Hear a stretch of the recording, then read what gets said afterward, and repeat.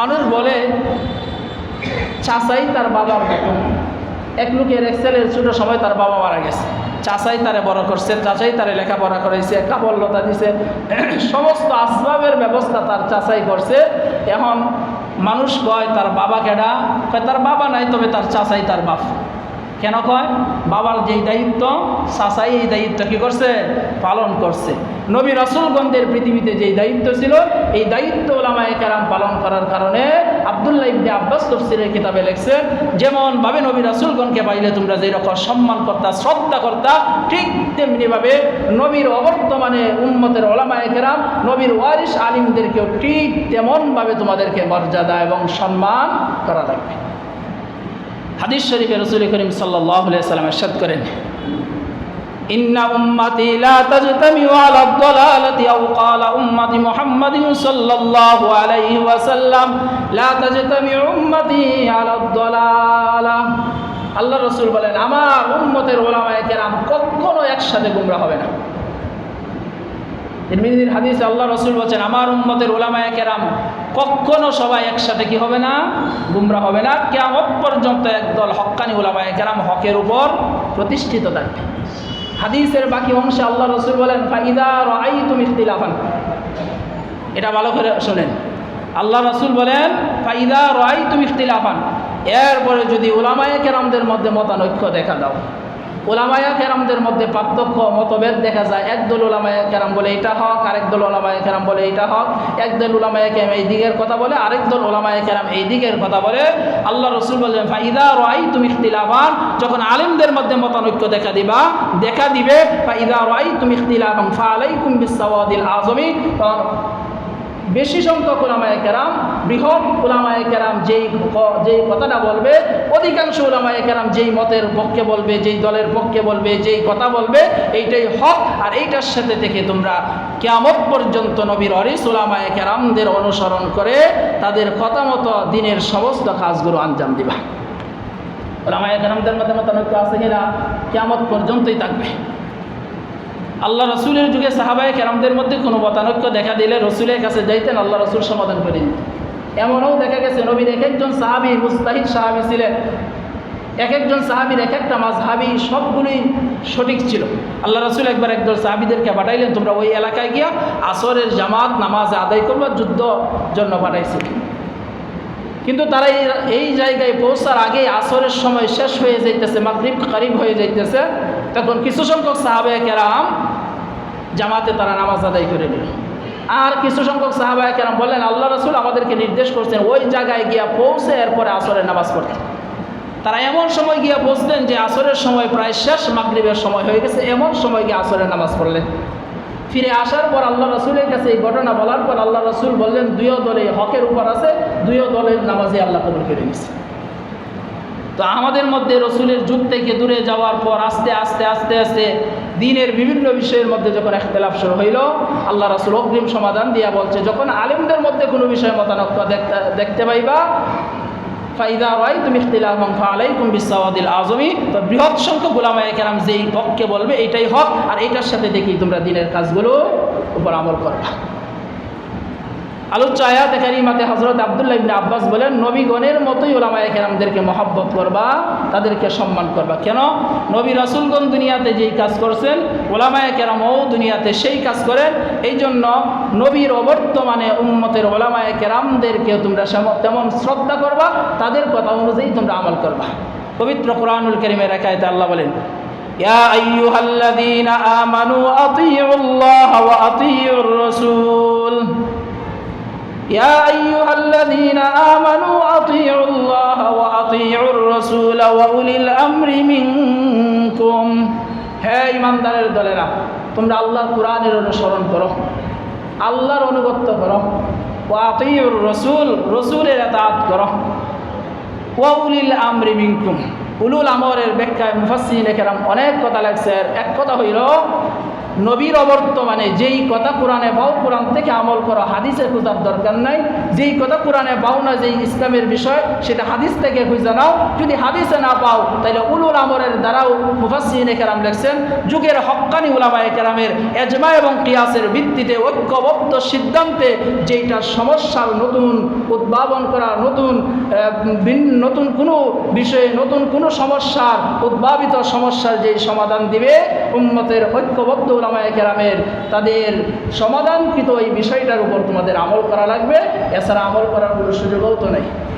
এর উদাহরণস্বরূপ ধরুন, আল্লাহ রাসূলের যুগে ডায়াবেটিস রোগ মানুষের ছিল না, শ্বাসকষ্টে ইনহেলাল নেওয়ার কোনো ওষুধ ছিল না, ইনসুলিন নেওয়ার কোনো ওষুধ ছিল না, বিকাশের লেনদেনের কোনো ব্যবস্থাপনা ছিল না, বিকাশ আল্লাহ রসুলের যুগেই ছিল না। এখন যে আপনি বিকাশে লেনদেন করার ক্ষেত্রে বাকি টাকা আনলে বা টাকা পাঠাইলে 1020 টাকা দেওয়া লাগে, ওইটা আল্লাহ রসুলের যুগে ছিল না। নবীর কোনো হাদিসও নাই, কোরআনের কোনো আয়াতও নাই। আছে? নাই। ইনসুলিন ব্যবহার করা রমজানের রোজা রাখা অবস্থায় ইনহেলার ব্যবহার করা তা জায়েজ না জায়েজ? না আছে কোরআনের কোনো আয়াতে, না আছে আল্লাহ রসুলের হাদিসে। আল্লাহ রসুল বলে গেছে, আল্লাহ বলছেন ওয়া উলিল আমরি মিনকুম, কিয়ামত পর্যন্ত হক্কানি উলামায়ে কেরাম ইজমা এবং কিয়াসের ভিত্তিতে উদ্ভাবিত নতুন সমস্যার যেই সমাধান দিবে এইটাই তোমাদের মানতে হবে। উলামায়ে কেরাম আমাদেরকে এখন ফতোয়া দিচ্ছেন, রমজানের রোজা রাখা অবস্থায় ইনহেলার ব্যবহার করা জায়েজ, ইনসুলিন ব্যবহার করা জায়েজ, বিকাশের টাকা লেনদেন করার সময় 10 টাকা 20 টাকা কেটে নেওয়া, এটা তোমাদের জন্য জায়েজ। এবার আপনি যদি বলেন আমি কোরআন মানি হাদিস মানি না, তাইলে আপনি কোরআনও মানেন না, হাদিসও মানেন না। এটা একটা দান্দাবাজি কথা। যারা আপনি কোরআনের দাবি করে, তাইলে আপনি মোবাইল চালাইতে পারবেন না। টাচ মোবাইল কোরআনে কোথাও ব্যবহার করা জায়েজ নাই, বিকাশের কথা কোরআনে নাই, ইনসুলিনের কথা কোরআনে নাই।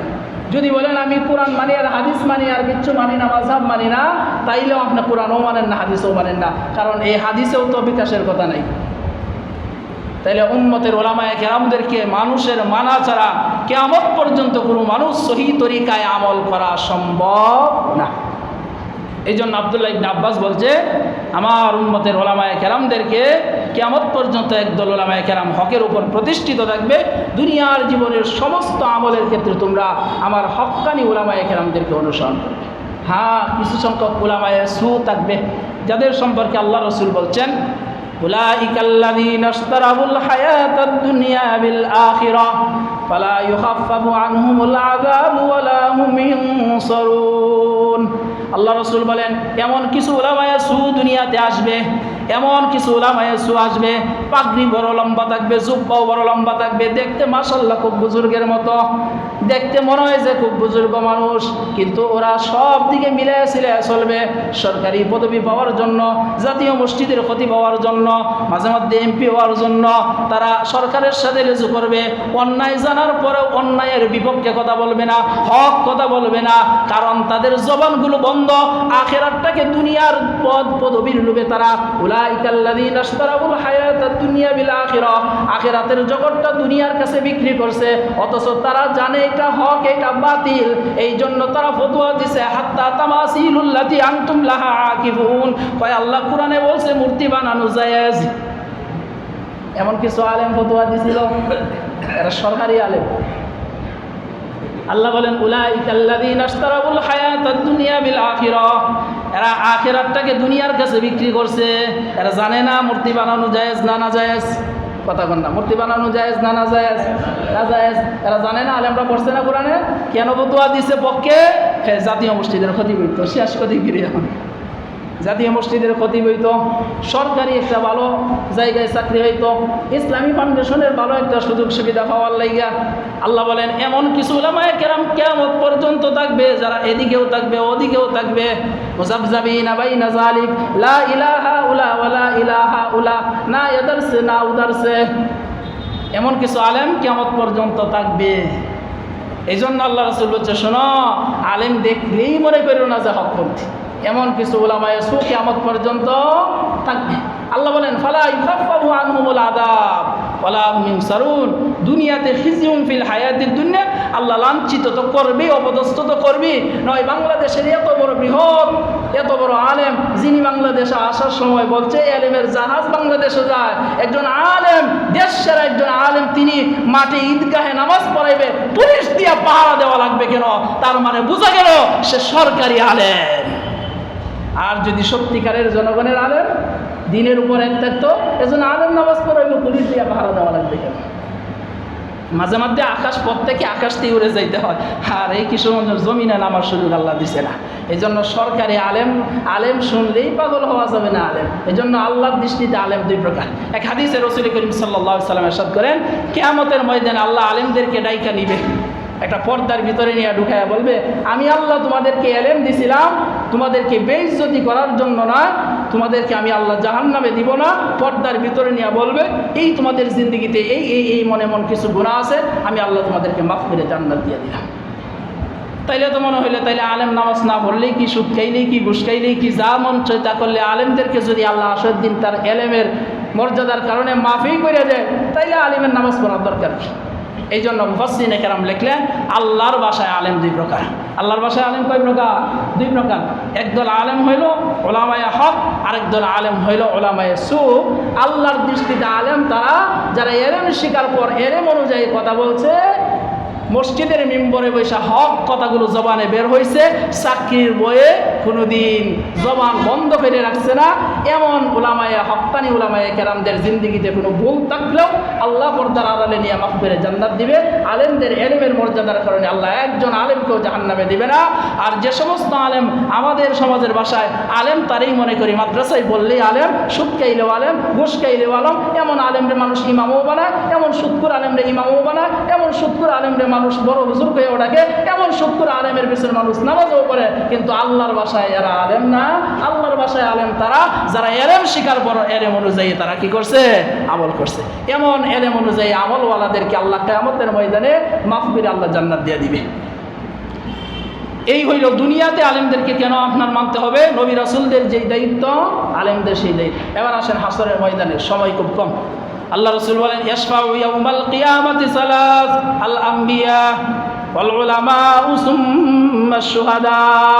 আল্লাহ রাসূল বলেন, কিয়ামতের ময়দানে আল্লাহর আদালতে তিন প্রকার মানুষ সুপারিশ করার সুযোগ থাকবে। এক নম্বর নবী রাসূলগণ, দুই নম্বর উলামায়ে কেরাম। কোন উলামায়ে কেরাম? আল্লাহর দৃষ্টিতে যারা আলেম। সব আলেমরা সুপারিশ করার সুযোগ পাবে না, বহু আলেমরা তো নিজের জীবন বাঁচানোরই সুযোগ পাবে না। আল্লাহর আদালতে কিয়ামতের ময়দানে তিন দল মানুষ সুপারিশ করার সুযোগ পাবে। এক দল নবী রাসূল, দুই নম্বর হক্কানি উলামায়ে কেরাম, তিন নম্বর শুহাদায়ে কেরাম, যারা দ্বীন বিজয়ের জন্য, ইসলামী রাষ্ট্র ইসলামকে দুনিয়ায় প্রতিষ্ঠিত করার জন্য আল্লাহর রাস্তায় শাহাদত বরণ করছে। এই তিন দল মানুষ কিয়ামতের দিন আল্লাহর আদালতে সুপারিশ করার সুযোগ পাবে। নবীদের পরে ওলামাদের স্থান শহীদদের আগে, অথচ শহীদরা তাদের পুরো জীবনটাই আল্লাহর রাস্তায় দিয়ে দিলেন। মুহাদ্দিসিনে কেরাম লিখছেন, কেন আলেমরা নবীদের পরে স্থান, শুহাদাদের আগে? কয়েকজন সাধারণ মানুষ আল্লাহর রাস্তায় যুদ্ধ করে জীবন দিয়ে গেছে, শেষ। কিন্তু একজন হক্কানি আলেম দুনিয়ায় বেঁচে থাকলে তার কথার দ্বারা, তার আলোচনার দ্বারা, তার বয়ানের দ্বারা হাজার হাজার মানুষ হকের রাস্তা খুঁজে পাবে, হাজার হাজার পথ হারা মানুষগুলো পথের সন্ধান পাবে। এই জন্য নবীদের পরে শুহাদায়ে কেরামদের আগে, নবী রাসূলদের পরে শুহাদায়ে কেরামদের আগে হইল আলেমদের মর্যাদা।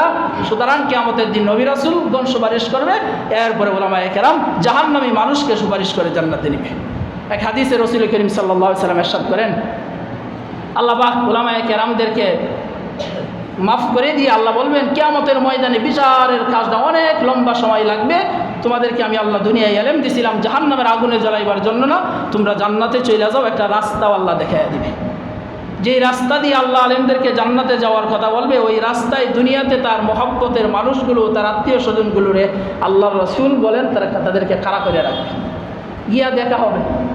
দেখা হওয়ার পরে সে বলবে, আল্লামা নুরুল ইসলাম অলিপুরি সাহেব বলছেন যে এমনও কোনো মানুষ যদি কোনো আলেমকে মহব্বত করে এক গ্লাস পানি খাওয়াইছিল, এক দস্তরখানায় বসছিল, মহব্বত করে খানা খাইছিল, এমন একজন মানুষও আল্লাহ সেই আলিমের রাস্তায় তারা দাঁড় করায় রাখবে। রাখার পর তার সাথে সাক্ষাৎ হবে, জিজ্ঞাসা করবে যে হুজুর, দুনিয়ায় তো আপনারা মহব্বত করছিলাম, ভালোবাসছিলাম, আর এই ভালোবাসার কারণে আজকে আমি বিপদে পড়ে গেছি, আপনি যদি আমার পক্ষে একটু সুপারিশ করতেন। আল্লাহ রাসূল বলেন, তখন আলিম তার পক্ষে সুপারিশ করা শুরু করবে। আর রসুল বলছেন আলেমদের সুপারিশ আল্লাহ কবুল করবে, তখন এই আলেমের সুপারিশে এক হাদিস আল্লাহ রসুল বলছেন একজন হাফেজুল কোরআন ন্যূনতম 10 জনের সুপারিশ করে জান্নাতে নিবে, ওয়াজাবাত লাহুমুল জাহান্নাম, যাদের উপর জাহান্নাম ওয়াজিব হয়েছিল এমন জাহান্নামী 10 জনকেও একজন হাফেজুল কোরআন সুপারিশ করে জান্নাতে নেবে। হাটহাজারী আল্লামা আহমদ শফি রহমতুল্লাহ আলাই হাদিসের ব্যাখ্যায় বলছেন যে 10 বলতে আল্লাহ রসুল শুধু নির্দিষ্ট 1 থেকে 10 বুঝাইছে না, উনি বলছেন কি 10 বুঝাইছে, যে মানুষ জিজ্ঞাসা করে মণিপুর ঘাট এই অত বড় মসজিদটা কারা করছে, কয় এলাকার 10 জনে করছে। এই মণিপুর ঘাট মানুষের 10 জনেই শুধু টিহা দিচ্ছেন আপনারা না, আরও মানুষে দিছে, আরও দিছে। 10 জন বলতে আমরা কি বুঝি, 10-এর ভিতরে এলাকার সব মানুষ আছে। আল্লাহ রসুলের হাদিসের দ্বারা আহমদ শফি রহমতুল্লাহ আলাই বলছেন কিয়ামতের ময়দানে একজন হাক্কানি হাফেজুল কোরআন 10 দ্বারা অনেক মানুষকে সুপারিশ করে জান্নাতে নেবে। তো নির্দিষ্ট 10 জন জাহান্নাম থেকে সুপারিশ করে জান্নাতে নেবে, যাদের উপর জাহান্নাম আল্লাহ ওয়াজিব করছে। আরেকজন হাক্কানি আলেম, তার এলেম অনুযায়ী দুনিয়ায় যারা আমল করছে এমন আলেমদের আল্লাহ বেহিসাব সুপারিশ করে কিয়ামতের দিন জান্নাতে। তাইলে নবী রাসূলগণ দুনিয়াতেও মানুষকে হেদায়েতের রাস্তা দেখাইছে, আলেমরাও সেই কাজ করছে। হাসরের ময়দানে নবী রাসূলগণও জাহান্নামী মানুষের পক্ষে সুপারিশ করে জান্নাতে নিবে, উলামায়ে কেরামগণও জাহান্নামী মানুষের পক্ষে সুপারিশ করে জান্নাতে নিবে। এই জন্য আব্দুল্লাহ ইবনে আব্বাস বলছেন নবী রাসূলের যেই দায়িত্ব আলেমদের সেই দায়িত্ব, এই জন্য নবী রাসূলগণকে তোমরা যেই রকম সম্মান শ্রদ্ধা মর্যাদা মহব্বত করতে, ঠিক তেমনিভাবে নবীর ওয়ারিস উম্মতের উলামায়ে কেরামদেরকেও তোমাদের ঠিক তেমন মর্যাদা এবং শ্রদ্ধা করা লাগবে। যদি না করেন তাহলে ক্ষতি কি? এক হাদিসে আল্লাহ রসুল বলেন, সুনানে আদ-দারিমির 254 নম্বর হাদিস, আল্লাহ রসুল বলেন কুন আলিমান আও মুতাআল্লিমান আও মুস্তামিআন আও মুহিব্বান ওয়ালা তাকুন খামিসান ফাতাহলি। আল্লাহ রসুল বলেন কুন আলিমান, তুমি আলেম হও।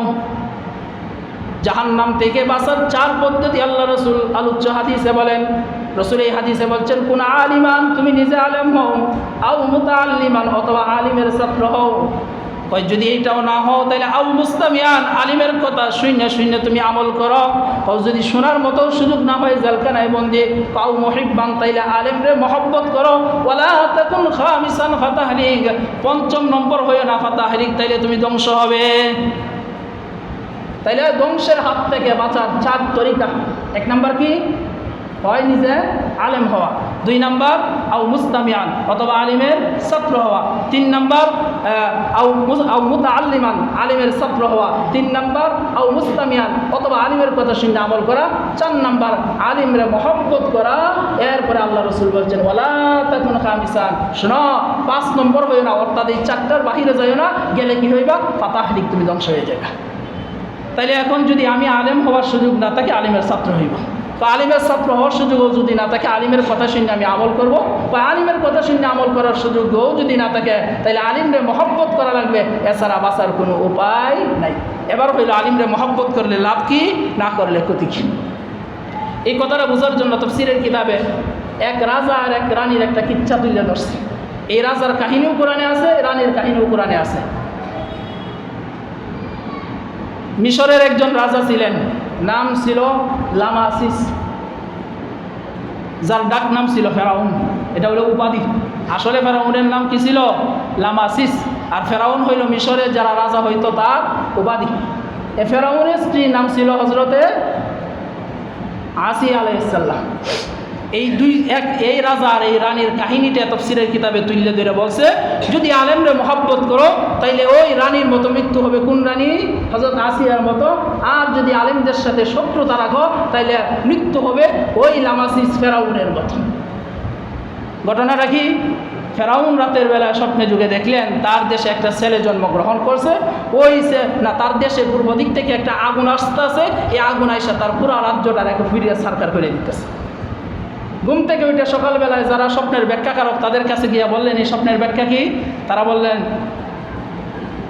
রাজা তো ফেরাউনরা বললেন যে এটার ব্যাখ্যা হইল আপনার দেশে অচিরেই এমন একটা ছেলে সন্তান জন্মগ্রহণ করবে যে আপনার রাজত্ব খতম করবে, ক্ষুধাবিও খতম করবে, আপনার সব শেষ করবে। তাই ফেরাউন মন্ত্রী পরিষদ নিয়ে পয়সা পরামর্শ করলো যে এই দেশে কেউ সন্তান জন্ম দিবে এই সিস্টেমে আমি রাখতাম না। পৃথিবীর ইতিহাসের সর্বপ্রথম এই আইন শুরু করলেন, কেউ সন্তান জন্মগ্রহণ করতে পারবে না। আল্লাহ কোরআনে বলেন ওয়াইয নাজ্জাইনাকুম মিন আলি ফিরআউনা ইয়াসুমুনাকুম সুআল আযাবি ইযাববিহুনা আবনাকুম ওয়া ইস্তাহইউনা নিসাকুম। কেউ ছেলে সন্তান দুনিয়াতে জন্মগ্রহণ করতে পারবে না, করলেই তাদেরকে হত্যা করবে। এমনভাবে দীর্ঘদিন পর্যন্ত ছেলে সন্তান হত্যার প্রক্রিয়া জারি থাকার পরে বনি ইসরাইলে কাজ করার মতো আর কোনো নৌজওয়ান পাওয়া যায় না। যেমন কী করা, ফেরাউন আবার নতুন করে সিদ্ধান্ত নিলেন যে তাইলে 1 বছর ছেলে সন্তান জন্ম দিতে পারবে, পরের বছর ছেলে সন্তান জন্ম দিলে হত্যা করবে। এটা একটা খামখেয়ালি আইন হইল না? যেই বছর সন্তান জন্ম দেওয়া সিদ্ধান্ত নিল, এই বছর আল্লাহ মুসারে মারাইতে পারবো না, এমন একটা খামখেয়ালি আইন করলো। আল্লাহ যে সিদ্ধান্ত নিলেন যেই বছর সন্তান জন্ম দেওয়ার সিস্টেম সারি রাখছে, এই বছর মুসার ভাই হযরত হারুন আলাইহিস সালামের জন্ম দিয়া দুনিয়ায় আল্লাহ পাঠাইছে। আর যেই বছর সন্তান ছেলে সন্তান হলেই হত্যা করে ফেলবে ফেরাউন আইন করছে, এই বছর সিদ্ধান্ত নিছেন আল্লাহ মুসারে দুনিয়ায় পাঠাইবে। কেন এই সিদ্ধান্ত নিলেন? আল্লাহ কিয়ামত পর্যন্ত নজির করে রাখতে চান, যদি আল্লাহ কোনো সিদ্ধান্ত নেন, আল্লাহর সিদ্ধান্তের বাহিরে কোনো মানুষ কিছু করতে পারে না, রাখে আল্লাহ মারাই। তখন আল্লাহ সিদ্ধান্ত নিলেন যেই বছর ফেরাউনে আইন করছে যে এই বছর আর কোনো ছেলে সন্তান জন্ম নিতে পারবে না, এই বছর আল্লাহ মুসা আলাইহিস সালামের দুনিয়ায় পাঠাইবে সিদ্ধান্ত নিয়েছে। মুসা আলাইহিস সালামের মায়ের কাছে আল্লাহ তাআলা ওহী পাঠাইছে, ইদ আওহাইনা ইলা উম্মি মুসা। মুসার মায়ের কাছে আল্লাহ ওহী পাঠাইয়া বলছে তোমার সন্তান হবে। চিন্তা কমছে না বাড়ছে? বাড়ছে না। ওই তো এটা বলা, কিন্তু হয় যদি সন্তান তাইলে তোমার লাগব। মায়ের সামনে নিজের সন্তানটা হত্যা করলে এমন কষ্ট আরও দুনিয়াতে আছে। মুসা আলাইহিস সালামের মা খুব চিন্তিত। যখন বাচ্চা বড় হইতেছে, কিছুদিন পরে জিবরাইল আয়া বলছে যে আপনার ছেলে সন্তান হবে। এখন চিন্তা কমছে না আরও বাড়ছে? আরও বাড়ছে। এখন তো মুসা আলাইহিস সালামের মা খুব চিন্তা করতেছে, আরে আমার সন্তানকে তো মাইরে ফেলবো। যখন মুসা আলাইহিস সালাম দুনিয়াতে আসার সময় হয়েছে, কিছুদিন আগে জিবরাইল আলাইহিস সালাম মুসার মার কাছে ওহী নিয়ে আয়েশা বলতেছে যে আল্লাহ পাঠাইছে আমার 2 দায়িত্ব দিয়া, আপনি কাজ করবেন 2, আপনি করবেন 2 কাজ, আল্লাহ করবো 2 কাজ। কি কাজ? যে আপনি একটা ইয়াও তৈরি করেন, বাক্স তৈরি করবেন, আর এই বাক্সর মধ্যে আপনার সন্তানরা উঠাইয়া এই নদীর উপর সাইডে দিবেন, নীল নদীর উপর বাসায় দিবেন। এখন আরও কি হয়েছে? আরও চিন্তা বাড়ছে কিনা যে বাসায় দিলেই তো ফেরাউনের বাড়ির সামনে গিয়ে গাড়ো লাগবো আর আমার সেরারে বাড়ি। আর জিবরাইল বলছে যে আল্লাহ নিচে 2 দায়িত্ব। কোন দায়িত্ব? যে এইটারে বাসায় রাখা, এই পানির উপর আপনার সন্তানকে জীবিত অবস্থায় বাঁচায় রাখা, ওলি তুসনা আল আইনি, আর আপনার চোখের সামনে আপনার সন্তানকে বড় করা। আল্লাহর 2 দায়িত্ব, আপনার 2 দায়িত্ব। আচ্ছা বলেন তো, আল্লাহ 2 দায়িত্ব নিলে আর 2 দায়িত্ব আল্লাহ একটা বাক্স জিবরাইল দিয়ে পাঠায়া বাসায় নিতে পারলো না, দিতে পারলো না। এটা ফেরাউনের মুসলমানের দায়িত্ব দিলেন কেন? মুফাসসিরিনে কেরাম লেখছেন আর দুনিয়া বিল ওয়াসাইল আল ফাজাইল, দুনিয়াটা ওসিলার মাধ্যমে চলে। বান্দার কাজ বান্দা করবে, আল্লাহর কাজ আল্লাহ করবে। এখানে আমাদের আকীদা সংক্রান্ত একটা কথা আমাদের বুঝতে হবে। সে কথাটা হইল, আমাদের দেশে নাস্তিক্যবাদরা বলে সব প্রকৃতিটা কে হয়েছে, মানুষ এক সময় বানর ছিল, লাফাইতে লাফাইতে লেঙ্গুল লেজ পড়ে গেছে, এরপরে মানুষ হয়েছে। লেঞ্জাকুরি কথা, সব প্রকৃত থেকে হয়। আর সুফিবাদীরা বলে সব আল্লাহ থেকে হয়, বান্দার কোনো কাজ নেই। অথচ আহলে সুন্নাত ওয়াল জামাতের আকীদা বিশ্বাস হইল বান্দার কাজ বান্দাই করবে, আল্লাহর কাজ আল্লাহ করবে। সন্তান দেওয়ার দায়িত্ব কার? আল্লাহ। বিয়া করার দায়িত্ব কার? আল্লাহ না বান্দা? স্ত্রী সহবাস করা বান্দার দায়িত্ব না আল্লাহর দায়িত্ব? আল্লাহর দায়িত্ব না বান্দার দায়িত্ব? বান্দার দায়িত্ব। বান্দার কাজ বান্দা করবে। এমনও পরিবার আছে 10 বছর 20 বছর হয়েছে, ডাক্তার বলছে কোনো সমস্যা নেই, সন্তান হয় না। কারণ সন্তান দেওয়ার মালিক তার মা বাবা নয়, মালিক কেডা? আল্লাহ। এমন আপনি খুব দোয়া করলেন, তাহাজ্জুদ পড়ে হুজুর খুব দোয়া করতেছে, হুজুরে কয় এত দোয়া করি তোর ছেলে মেয়ে হয় না কেন? কেমন যাতে ছেলেরা ব্যবহার করছে, হুজুর বিয়া তো করছি না। সন্তান হইব না বান্দার কাজ বান্দা করবে? আপনার কাজ খেতে ফসল লাগানো, ফসল দেওয়ার মালিক কেডা? আল্লাহ।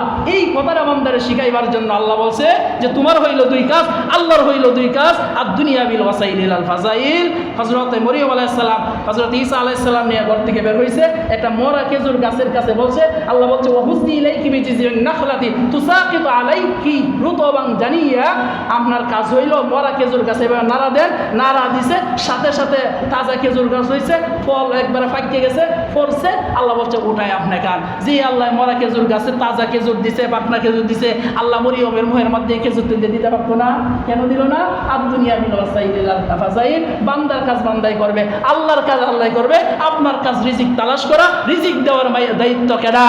আল্লাহ। এই জন্য মুসার মারে বলছে তোমার 2 দায়িত্ব, মুসারে বাক্সর মধ্যে ভরবা, নীল নদীর উপর উঠাইয়া দিবা, আর আল্লাহর 2 দায়িত্ব জীবিত অবস্থায় বাঁচায় রাখবে, মুসার মায়ের সামনে তারে লালন পালন করবে।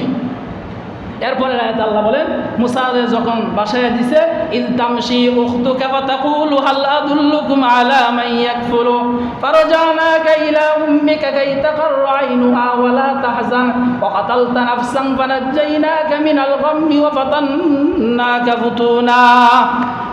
মুসা আলাইহিস সালামের একটা ছোট্ট বই আছে, আল্লাহ বলেন স্মরণ করুন সেই দিনের কথা। ইলতামশি উখতুকা, যখন মুসার বোন তার সাথে সাথে নদীর পাড় দিয়ে যাইতেছে, গিয়া দেহে যেখানে বাঘের বইন কি হয় রাইতো, এই মুসা আলাইহিস সালামের বাক্স ফেরাউনের গাড়ির সামনে বাড়ির সামনে গিয়ে লাগছে। চিন্তা কমছে না বাড়ছে? বাড়ছে। ফেরাউনের বাড়ির কাজের বুয়ারা আইসে এন থেকে পানি নিত। আয়া দেহে বাক্সের ভিতরে এত সুন্দর একটা বাচ্চা। দুনিয়াতে আল্লাহ যত নবী রাসূল পাঠাইছে সমস্ত নবী রাসূলদের চেহারা সময়কার সেই সময়ের সবচাইতে সব মানুষের চাইতে সুন্দর চেহারা আল্লাহ বানায় দিতেন। দেখি কই এত সুন্দর বাচ্চা যাইতেছে এই কবরটা ফেরাউনের কাছে দেওয়ার জন্য, যে এই বাচ্চাই তো এই মুসা হইব যেটা আমার রাজার রাজত্ব নষ্ট করবো। সামনে হযরত আসিয়া আলাইহিস সালামের সাথে সাক্ষাৎ। এই ঘটনাটাই হইল মূল বিষয়।